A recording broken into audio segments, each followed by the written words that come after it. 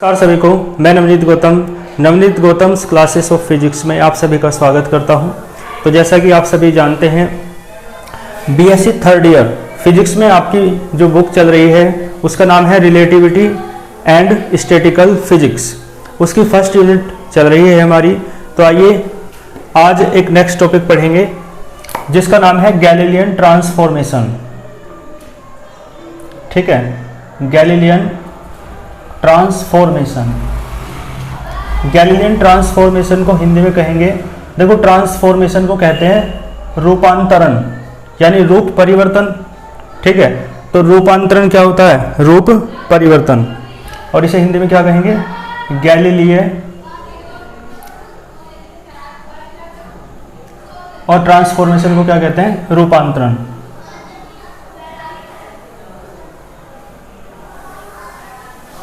Clear है? तो Galilean transformation क्या होता है ये हमें देखना है। ठीक है, तो इस हेडिंग को हम समझेंगे आज के वीडियो में। ठीक है ना? तो आज की क्लास में हम गैलीलियन ट्रांसफॉर्मेशन क्या होता है वो समझेंगे। तो गैलीलियन ट्रांसफॉर्मेशन का अर्थ समझो। सबसे पहले आप, ट्रांसफॉर्मेशन का अर्थ होता है बदलना, यानी रूप का परिवर्तन, जिसे रूपांतरण कहते हैं। रूपांतरण का अर्थ क्या है? रूप का परिवर्तन, यानी बदलना। ठीक है, और गैलीलिय यानी गैलीलियन ट्रांसफॉर्मेशन, जो साइंटिस्ट के नाम से गैलीलियन बना, गैलीलियन वर्ड, जिसे जैसे आपने पढ़ा है ना, गॉस की प्रमेय जो होती है, गॉस थ्योरम, उसमें जो पृष्ठ होता है उसे गॉसीय पृष्ठ कहते हैं हिंदी में, और इंग्लिश में क्या कहते हैं? गॉसियन सरफेस कहते हैं। इसी प्रकार गैलीलियन बना वर्ड। क्लियर है? तो देखो ध्यान से क्या होता है। आपको मैंने फ्रेम ऑफ रेफरेंस पढ़ा रखा है कि फ्रेम ऑफ रेफरेंस यानी निर्देश तंत्र क्या होते हैं। तो वे जो लेक्चर हैं प्रीवियस वो आपने अच्छे से देख लिए होंगे, उसके बाद ये आपको समझ में आएगा। तो फ्रेम ऑफ रेफरेंस, निर्देश तंत्र क्या क्या होते हैं, दो प्रकार के होते हैं, मैंने बताया था। और तो उसी से रिलेटेड है। देखो फ्रेम ऑफ रेफरेंस है, तो आपके पास दो फ्रेम ऑफ रेफरेंस हैं। मैं बताना चाह रहा हूँ आपको कि गैलीलियन ट्रांसफॉर्मेशन किस प्रकार का ट्रांसफॉर्मेशन है। तो ध्यान देना, फ्रेम ऑफ रेफरेंस मैंने बताया था क्या होता है। एक सेट होता है कोऑर्डिनेट एक्सिस का, यानी निर्देशांक अक्षों का क्या होता है? समूह होता है, जिसमें क्या होता है? जिसकी सहायता से आप किसी बिंदु की, किसी पार्टिकल की पोजीशन को फाइंड कर सकते हैं, स्थिति को ज्ञात कर सकते हैं। ठीक है, तो देखो मान लो आपके पास अब एक क्या है? Frame of reference. Frame of reference क्या होता है? सेट ही तो होता है कोऑर्डिनेट एक्सिस का। तो ये सेट ही तो है कोऑर्डिनेट एक्सिस का। क्लियर है? लेकिन आपके पास मान लो दो हैं। ठीक, इस तरीके से देखो, ध्यान देना। मान लो पहला जो फ्रेम ऑफ रेफरेंस है वो एस है, और जो दूसरा फ्रेम ऑफ रेफरेंस है वो मान लो कितना है? S dash. ठीक है, तो ध्यान देना, पहला एस है, दूसरा एस डैश है। तो पहले के लिए एक्स आ जाएगा, दूसरे के लिए एक्स डैश, पहले के लिए y है तो y डैश है ना, इसके लिए z है तो इसके लिए z डैश, और इसके लिए ओरिजिन O है तो इसके लिए क्या आएगा? O dash. तो देखो दो फ्रेम ऑफ रेफरेंस हैं, और दोनों में थोड़ा सा अंतर क्या है कि इनकी जो आपेक्षिक गति है, यानी आपेक्षिक गति आप समझते हैं, ये आपने पढ़ा होगा कॉन्सेप्ट। आपेक्षिक गति का अर्थ होता है तुलनात्मक गति, तुलनात्मक जो, यानी रिलेटिव मोशन बोलते हैं, रिलेटिव वेलोसिटी बोलते हैं। तो ध्यान देना, इनका जो रिलेटिव मोशन है, ये जो है वो वेक्टर v क्या है? वेक्टर v क्या है आपका? रिलेटिव यानी आपेक्षिक, और वेलोसिटी क्या होती है? वेग। तो जो इनका आपेक्षिक वेग है वो कितना है? वेक्टर v है। यानी जो दूसरा फ्रेम ऑफ रेफरेंस है वो वेक्टर v वेलोसिटी से चल रहा है with respect to first frame of reference.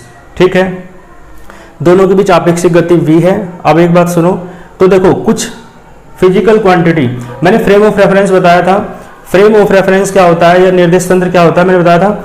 इसकी सहायता से एक निर्देशांक अक्षों का ऐसा समूह है, यानी ऐसा सेट है कोऑर्डिनेट एक्सिस का, जिसकी सहायता से आप किसी पार्टिकल, किसी कण की स्थिति को ज्ञात कर सकते हैं, यानी उसके कोऑर्डिनेट्स ज्ञात कर सकते हैं। जैसे कि कोऑर्डिनेट्स क्या होते हैं? निर्देशांक x, y, z है ना, और टाइम भी ज्ञात कर सकते हैं किसी घटना का, कि कोई इंसिडेंट कब घटित हो रहा है। ठीक है, तो इस तरीके से, तो मान लो आप कोई पार्टिकल है, उसकी पोजीशन नाप रहे हैं पहले फ्रेम ऑफ रेफरेंस की सहायता से, तो देखो उसका जो कोऑर्डिनेट आ रहे हैं x, y, z आ रहे हैं और उसका टाइम क्या आ रहा है, t आ रहा है।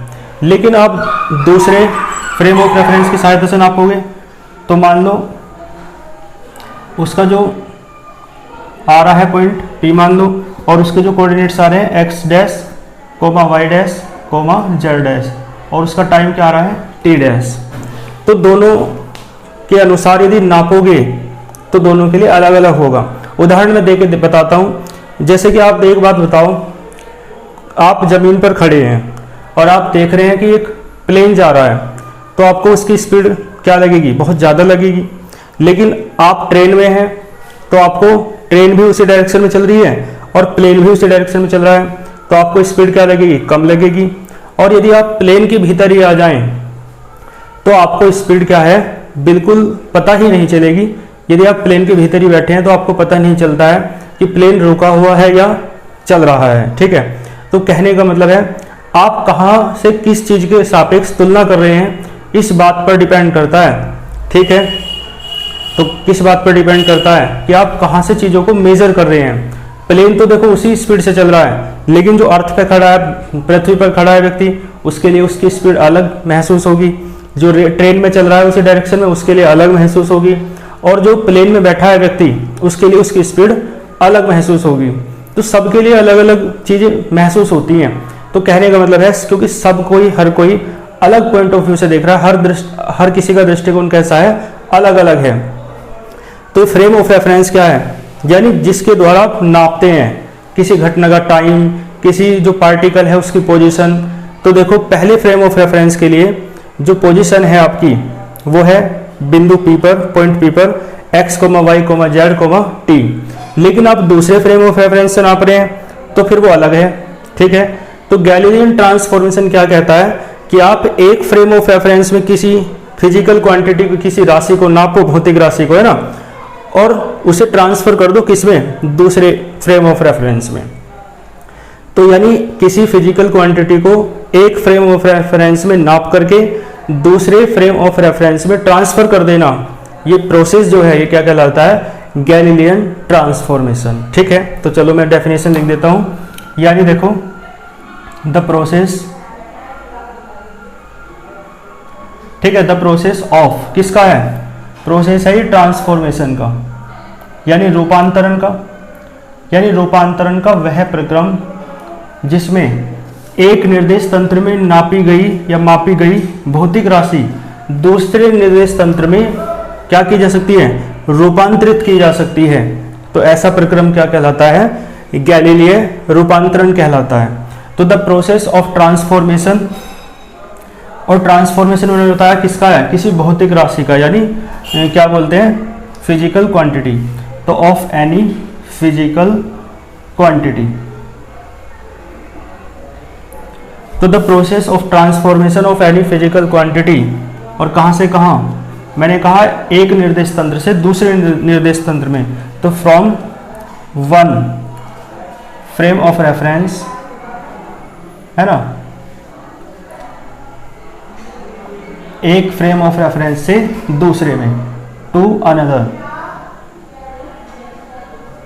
बात क्लियर है भाई। जो प्रोसेस है ट्रांसफॉर्मेशन का, और किसे ट्रांसफॉर्म कर रहे हैं, एनी फिजिकल क्वांटिटी, यहाँ पे क्वांटिटी और लिख लो, एनी फिजिकल क्वांटिटी, किसी भौतिक राशि को, और एक फ्रेम ऑफ रेफरेंस से दूसरे में। तो ये जो प्रोसेस है ये क्या कहते हैं, आप लिख देंगे इज नोन एज, ठीक है, आगे लिख देंगे आप is known as Galilean transformation. ठीक है, तो इसकी डेफिनेशन थी, इसका डेरिवेशन करते हैं, यहां तक नोट कर लीजिए आप। ठीक है, चलते हैं फिर आगे। तो मैं इसे रफ कर देता हूं, डेफिनेशन आपने नोट कर ली होगी या स्क्रीनशॉट ले लीजिए, है ना। तो समझ में आया गैलीलियन ट्रांसफॉर्मेशन क्या है, यानी ट्रांसफॉर्मेशन का अर्थ क्या है, रूपांतरण। ठीक है, यानी कहने का सीधा सा अर्थ यह है कि कोई भौतिक राशि है, कोई फिजिकल क्वांटिटी है, आप उसे एक फ्रेम ऑफ रेफरेंस यानी एक निर्देश तंत्र में नाप लो और फिर आप उसे दूसरे निर्देश तंत्र में ट्रांसफर कर दो, है ना, ट्रांसफॉर्म कर दो बल्कि, है ना। तो यानी उसका रूप अंतरित हो जाएगा, रूप परिवर्तित हो जाएगा, क्योंकि आप पहले निर्देश तंत्र में नाप रहे हैं और फिर दूसरे निर्देश तंत्र में उसे क्या कर रहे हैं, ट्रांसफॉर्म कर रहे हैं, रूपांतरित कर रहे हैं। ठीक है, तो कहने का मतलब है जब किसी घटना को या किसी भौतिक राशि को एक निर्देश तंत्र के द्वारा मापकर दूसरे निर्देश तंत्र में परिवर्तित कर देते हैं या रूपांतरित कर देते हैं, तो इस प्रक्रिया को क्या कहते हैं, गैलीलीय रूपांतरण कहते हैं। ठीक है, और यानी कहने का मतलब इंग्लिश में तो मैंने लिखी दी डेफिनेशन, आप कर लेंगे। ठीक है, तो अब हेडिंग क्या डालो, गैलीलियन ट्रांसफॉर्मेशन तो हो गया, हाँ, गैलीलियन ट्रांसफॉर्मेशन इक्वेशन। तो गैलीलियन ट्रांसफॉर्मेशन की इक्वेशंस होती हैं कुछ, है ना, तो उन्हें देख लेते हैं, ये इक्वेशंस क्या क्या होती हैं। ठीक है जी, तो इक्वेशंस भी इस डायग्राम की हेल्प से ही निकल जाएंगी। तो ये डायग्राम आप समझ लीजिए, और यहाँ क्या आ जाएगा, गैलीलीय रूपांतरण समीकरण। ठीक है, हमारा जो बैच है वो दोनों मीडियम में है, इसलिए हिंदी और इंग्लिश है ना साथ चल रही हैं। तो आप जिस भी मीडियम के स्टूडेंट हैं आप अपने अनुसार थोड़ा ध्यान दें, और साथ में किसी यूनिवर्सिटी का जो सिलेबस है वो ऑब्जेक्टिव है, किसी का सब्जेक्टिव है, तो सभी अपने अपने अनुसार समझ लेंगे। ऑब्जेक्टिव वाले केवल समझने पे ध्यान दें, है ना, और अपने जो मेन पॉइंट्स हैं उसे नोट करते चलें, और जो सब्जेक्टिव वाले हैं वो अपने रिटर्न नोट्स बनाते चलें, मतलब सब्जेक्टिव नोट्स बनाते चलें। ठीक है, मैं डेफिनेशन वगैरह इसलिए बता रहा हूँ, सबको साथ लेके चलना है। तो गैलीलियन ट्रांसफॉर्मेशन इक्वेशंस करते हैं। हाँ, ये डायग्राम मैंने समझाया, ये गैलीलियन ट्रांसफॉर्मेशन इसी की हेल्प से बताया, तो इक्वेशंस भी इसी की हेल्प से होंगी, है ना। तो कोई पॉइंट है, मतलब कोई घटना है या कोई क्या है, फिजिकल क्वांटिटी है, एक फिजिकल क्वांटिटी, तो एक ही है ना, तो एक काम करो, हाँ, ये पॉइंट P जो है ना, P डैश, ये भी बिल्कुल इसी की सीध में लेना है ना।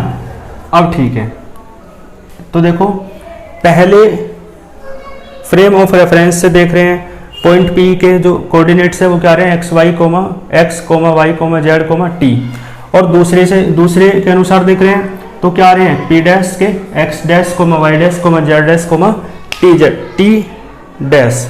ठीक है, तो एक ही घटना या एक ही फिजिकल क्वांटिटी को नाप रहे हैं, लेकिन पहले के अनुसार नाप रहे हैं तो अलग आ रही है, दूसरे के अनुसार नाप रहे हैं तो अलग आ रही है ना। तो इसका मतलब है दोनों के अनुसार नापेंगे और दोनों में संबंध स्थापित कर देंगे, है ना, दोनों में क्या रिलेशन स्थापित कर देंगे।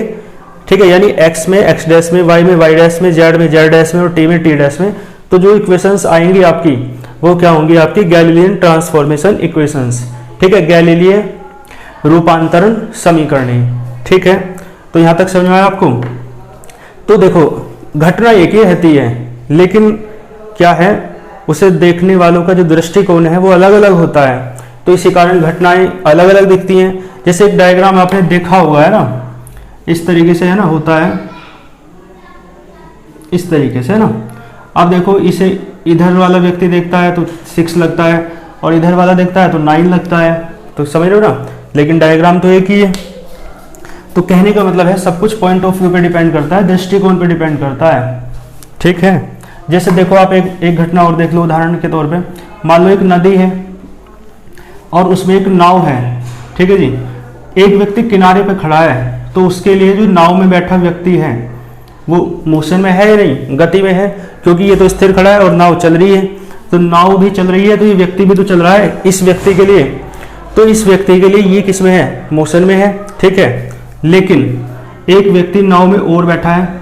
अब देखो इस व्यक्ति के लिए ये व्यक्ति रेस्ट में है, क्योंकि दोनों चल रहे हैं, वैसे तो नाव चल रही है, लेकिन ये व्यक्ति यहीं बैठा है, ये व्यक्ति भी यहीं बैठा है, तो इसके लिए ये रेस्ट में है और इसके लिए ये रेस्ट में है।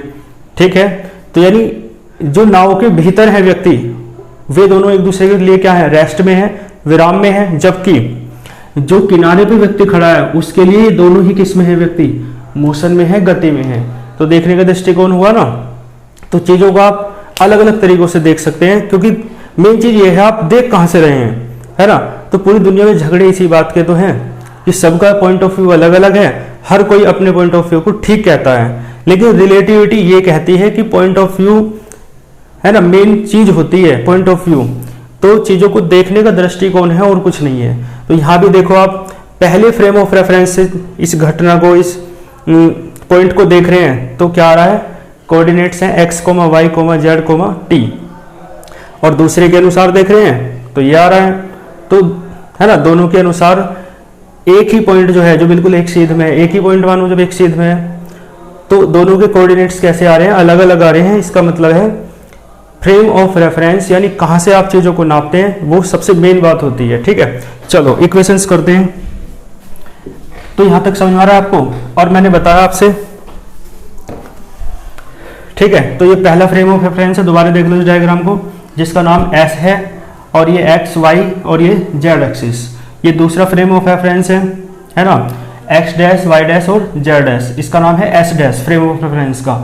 और ये जो फ्रेम ऑफ रेफरेंस है, इसकी रिलेटिव वेलोसिटी, यानी जो इसकी वेलोसिटी है इसकी तुलना में वो कितनी है, वेक्टर v, रिलेटिव वेलोसिटी। ठीक है, रिलेटिव वेलोसिटी का कॉन्सेप्ट आपने पढ़ा होगा 11th क्लास में। क्या होता है, आपने देखा होगा, आप इस तरफ चल रहे हैं, कोई बस या ट्रेन भी इस तरफ जा रही है, और जब वो उसे पार करती है तो देखो बहुत धीरे धीरे निकलती है, क्योंकि आपकी बस या ट्रेन भी चल रही है और ये भी चल रही है, तो बहुत धीरे धीरे निकलती है। और जब आपने देखा होगा आपकी बस या ट्रेन ऐसे जा रही है और एक ट्रेन वापस आई, तो उसकी स्पीड क्या दिखती है आपको, बहुत अधिक दिखती है ना, ऐसा दिखता है कि क्या निकल के गया बराबर से। तो कारण क्या है, जब डायरेक्शन सेम होती है तो स्पीड घट जाती है, और डायरेक्शन अपोजिट होती है तो स्पीड बढ़ जाती है। तो ये रिलेटिव वेलोसिटी होती है, कॉन्सेप्ट आपने 11th क्लास में पढ़ा होगा, है ना। अब तो याद नहीं हो, क्या पता आपको।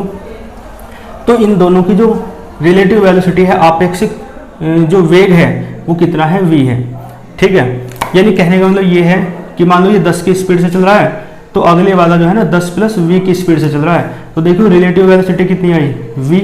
मैंने बताया जब डायरेक्शन सेम है तो वेलोसिटी क्या हो जाती है, घट जाती है, तो घट के तो v आएगी ना भाई, 10 प्लस v में से 10 घटा दो। तो कहने का सीधा सा मतलब ये है कि इनकी जो आपेक्षिक वेग है, आपेक्षिक वेग यानी रिलेटिव वेलोसिटी, वो कितनी है, v है। ठीक है, समझ में आया कॉन्सेप्ट। और क्या है, हाँ इसमें एक बात और बताओ, जब ये v वेलोसिटी से चल रहा है ना, और चलना मान लो साथ ही प्रारंभ हुआ, लेकिन इसकी वेलोसिटी ज़्यादा है तो थोड़ा आगे निकल गया ये, तो v वेलोसिटी से चल रही है ये, मतलब चल रहा है ये frame of reference s dash जो है। और आप जानते हैं एक सूत्र, चाल बराबर दूरी बटे समय, यानी speed is equals to time, distance upon time. Distance मान लो इसने कितनी चली, x, मान लो कितनी डिस्टेंस चली, x। ठीक है, तो आप मुझे एक बार बताओ इनका रिलेशन क्या होता है, ये होता है नहीं भाई, चाल बराबर दूरी बटे समय। तो देखियो यहाँ से x बराबर क्या आ जाएगा, vt आएगा या नहीं। तो इसका मतलब है इतने समय में इसने कितनी डिस्टेंस कवर की, vt। ठीक है, कितनी डिस्टेंस कवर की, vt। और x तो मैंने मान लिया, x नहीं है ये, डिस्टेंस ही मान के चलो, है ना, मान लो d है, तो आपकी जो डिस्टेंस आई वो कितनी आई, vt। तो हमने डायरेक्ट क्या लिख दिया, vt। ठीक है, क्योंकि दूरी बराबर चाल गुना समय, डिस्टेंस बराबर स्पीड इनटू टाइम। स्पीड है v, रिलेटिव जो वेलोसिटी है, और टाइम मान लो कितना है, t। ठीक है, तो कितना आया, ये डिस्टेंस कितनी आई आपकी, vt। ठीक है, और हाँ एक बात और बताओ, इसके कोऑर्डिनेट x है ना, इसका कोऑर्डिनेट x है ना, तो x एक्सिस पे कितना चला, ये x चला, है ना। और इसके कोऑर्डिनेट, जो इसके कोऑर्डिनेट है ये x डैश है, तो ये कितना चला, x डैश। और ये अपने से तो चलेगा, क्योंकि यहाँ से तो नाप रहे हैं इसके लिए, और इसके लिए वहाँ से नाप रहे हैं। ठीक है, तो ये x है और दूसरा x डैश है। तो आप मुझे देख के बताओ जरा, यहाँ से क्लियर हो रहा होगा आपको, जो x है, ये जो स्मॉल x है, from the diagram it is clear that, जो स्मॉल x है वो किसके बराबर आएगा, x डैश और प्लस ये वाला। भाई जो x है ये वाला और प्लस ये वाला कितना है, vt। तो ये हो जाएगा नहीं, x किसके बराबर है, x डैश प्लस vt। तो देखो x डैश किसके बराबर आया, x डैश जो आया आपका वो क्या आ जाएगा, x minus vt। x dash किसके बराबर आएगा, x माइनस vt। ठीक है, तो ये एक समीकरण आ गई आपकी, है ना। और आप क्या निकाल रहे हैं, Galilean equations, Galilean transformation equations. तो एक इक्वेशन तो आपकी ये आ गई कि x डैश जो है x में से कितना घट के आएगा, vt, यानी x जो है पूरा x डैश प्लस vt था, तो यहाँ से x डैश कितना आ गया, x माइनस vt। ठीक है, तो देखो अब हमने ट्रांसफॉर्मेशन कर तो दिया भाई, कोई एक फिजिकल क्वांटिटी नाप रहे थे आप, है ना, पहले फ्रेम ऑफ रेफरेंस में तो वो कितनी थी, x थी, लेकिन दूसरे में नापोगे तो कितनी आएगी, x डैश बराबर x माइनस vt आएगी। तो एक ही फिजिकल क्वांटिटी यानी डिस्टेंस को नाप रहे हो, तो पहले के अनुसार देखोगे तो x थी, पहले के अनुसार तो x थी ना, पॉइंट P की जो दूरी थी, डिस्टेंस थी, लेकिन दूसरे के अनुसार जो पॉइंट P डैश, यानी P पॉइंट तो एक ही है, बस P डैश P एक ही पॉइंट है क्योंकि डिस्टेंस सेम है, लेकिन दोनों को अलग अलग नाम दे रखा है क्योंकि, है ना, दूसरे के अनुसार नाप रहे हैं। तो जो दूसरे के अनुसार डिस्टेंस नाप रहे हो आप, तो कितनी आ रही है, x माइनस vt। तो यानी डिस्टेंस तो आप एक ही नाप रहे हो, लेकिन भाई डिस्टेंस तो ये वाली नाप रहे हो, अब लेकिन पहले फ्रेम ऑफ रेफरेंस से नाप रहे हो तो x आ रही है, और दूसरे से नाप रहे हो तो x डैश बराबर क्या आ रही है, x माइनस vt। तो एक ही डिस्टेंस नाप रहे हैं, लेकिन दोनों जो फ्रेम ऑफ रेफरेंस है, जो दोनों निर्देश तंत्र हैं, दोनों अलग अलग हैं, तो दोनों डिस्टेंस कैसी आ रही है, डिफरेंट आ रही है, पहली x है और दूसरी x माइनस vt आ रही है। तो कहने का मतलब समझा कि एक ही चीज को अलग अलग बिंदुओं से नापते हैं, अलग अलग निर्देश तंत्र से, फ्रेम ऑफ रेफरेंस से नापते हैं, तो वो डिफरेंट डिफरेंट आता है। ठीक है, और ये बुक आपकी समझने की ज़्यादा है ना, और लिखने की कम है, पतली सी बुक है, समझना ज़्यादा है इसमें, क्योंकि रिलेटिविटी समझने की ही चीज़ है। ठीक है, पहली ये है आपकी पहली गैलीलियन ट्रांसफॉर्मेशन इक्वेशन। और देखो रिलेटिव वेलोसिटी जो है ना, एक्स एक्सिस के अलोंग है केवल, है ना भाई, एक्स एक्सिस के अलोंग तो रिलेटिव वेलोसिटी है, यानी क्या बोलते हैं, आपेक्षिक गति है, वाई एक्सिस के अलोंग है नहीं, तो इसका मतलब है जो वाई है, वाई डैश, वो तो वाई के बराबर हो जाएगा, क्योंकि ये आगे पीछे एक्स एक्सिस के अनुदिश तो चल रहे हैं, वाई एक्सिस के अनुदिश तो आगे पीछे कुछ है नहीं, साथ साथ है, तो वाई किसके, वाई डैश वाई के बराबर आएगा। इसी प्रकार जेड डैश भी जेड के बराबर आएगा, और इसी प्रकार जो टाइम है टी डैश, वो भी किसके बराबर आएगा, टी के बराबर आएगा। तो ये जो चारों हैं आपकी, ये क्या हो गई, ये हो गई आपकी गैलीलियन ट्रांसफॉर्मेशन इक्वेशंस। ठीक है, सेकंड, थर्ड और ये फोर्थ। तो आपको कुछ नहीं करना, बस नीचे लिख देना है, क्या लिखोगे, equation 1, 2, 3 and 4 are the Galilean transformation equations. ठीक है, जो सारी बातें थोड़ी बहुत थ्योरी लिखनी पड़ती है, तो वो मैंने आपको बोल करके बता दी है ना। बस इस डायग्राम के बारे में थोड़ा सा लिखना है, जिनका सब्जेक्टिव पेपर है तो इस डायग्राम के बारे में थोड़ा सा लिखना है, जो जो बातें मैंने बताई आपको। और ये चारों इक्वेशन कहाँ से आई ये मैंने आपको समझाई दिया है। PDF नोट्स आपको मिल जाएंगे व्हाट्सएप ग्रुप में, ग्रुप का लिंक वीडियो के डिस्क्रिप्शन बॉक्स में है, आप वहाँ से जाकर ग्रुप में ज्वाइन हो सकते हैं। ठीक है, तो मिलते हैं फिर नेक्स्ट वीडियो में। आप इसे यहाँ तक बहुत अच्छे से समझ लीजिएगा। और हाँ, जिनका ऑब्जेक्टिव है ना एग्जाम पैटर्न, वो बुक से जरूर पढ़ें, है ना, कोई एक अच्छी सी बुक ले लें, क्योंकि मैं चीज़ों को समझा रहा हूँ तो समझने के बाद बुक से जरूर पढ़ो, क्योंकि सारी चीज़ें क्या पता एक दो चीज़ें छूट जाती हैं, लेक्चर अपने आप में कंप्लीट नहीं होते हैं, आपको अपना आइडिया, है ना, हालांकि कोई दिक्कत नहीं है, 95% तक लेक्चर से कवर हो जाएगा, लेकिन जब भी बुक पढ़नी चाहिए, बुक का कोई ऑप्शन नहीं होता है ना, तो इसलिए बुक तो आप जरूर पढ़ा करें। ठीक है, तो सुना हुआ अलग तरीके से याद रहता है, पढ़ा हुआ अलग तरीके से याद रहता है, इसलिए आप बुक भी जरूर पढ़ा करें और क्लासेस आपकी चलती रहेंगी, है ना, यदि आप सबका प्यार मिलता रहा तो। ठीक है, क्लासेस जारी रखने के लिए आप लोगों का बड़ा सहयोग और बड़ा स्नेह चाहिए होता है, तो इसी कारण है ना, कुछ समय का अभाव हो जाता है और कुछ आपके स्नेह की, है ना, कमी हो जाती है, तो क्लासेस थोड़ा व्यवधान हो जाता है, लेकिन आप लोग सपोर्ट करेंगे तो क्लासेस चलते रहेंगे। ठीक है, तो यहाँ तक बहुत अच्छे से तैयार कर लीजिएगा और पढ़ते चलें बुक से, जो पिछला है सब कुछ बहुत अच्छे से तैयार करिए, आगे का तब आपको बहुत अच्छे से समझ में आएगा। ठीक है, मिलते हैं फिर नेक्स्ट वीडियो में, पढ़ते रहिए, ऑल द वेरी बेस्ट।